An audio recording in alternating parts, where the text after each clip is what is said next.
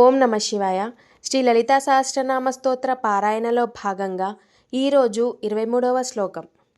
మహాపద్మాటవీ సంస్థా కదంబ వనవాసిని సుధా సాగర మధ్యస్థ కామాక్షి కామదాయిని. 23వ శ్లోకం అర్థం. మహాపద్మాటవీ సంస్థ అంటే విశాలమైన కమలవనంలో నివసించేటువంటిది. కదంబ వనవాసిని అంటే కదంబ వృక్షాలతో నిండినటువంటి వనంలో నివసించినటువంటిది. సుధాసాగర మధ్యస్థ అంటే అమృత సముద్రం మధ్యలో వెలిసినటువంటి అమ్మవారు. కామాక్షి అంటే కరుణతో నిండినటువంటి చూపు గలది. కేవలం ఒక్క చూపుతోనే భక్తుల యొక్క అనేకమైన కోరికలను తీర్చగలిగినటువంటిది. కామదాయిని అంటే భక్తుల కోరికలను తీర్చేటువంటి వారు.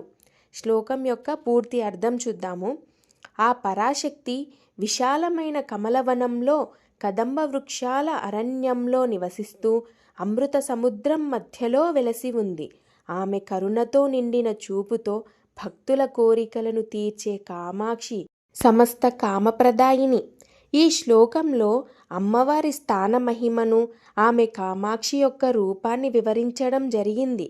ఆమె కమలవనంలో వెలసి కదంబవనంలో నివసించి అమృత సముద్రం మధ్యలో కూర్చుని భక్తుల యొక్క కోరికలను తీర్చే తల్లిగా దర్శనమిస్తుందని ఈ శ్లోకం యొక్క అర్థం.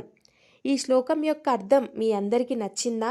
నచ్చినట్లయితే వెంటనే వీడియోని లైక్ చేయండి, అలాగే మీ మిత్రులకు షేర్ చేయండి.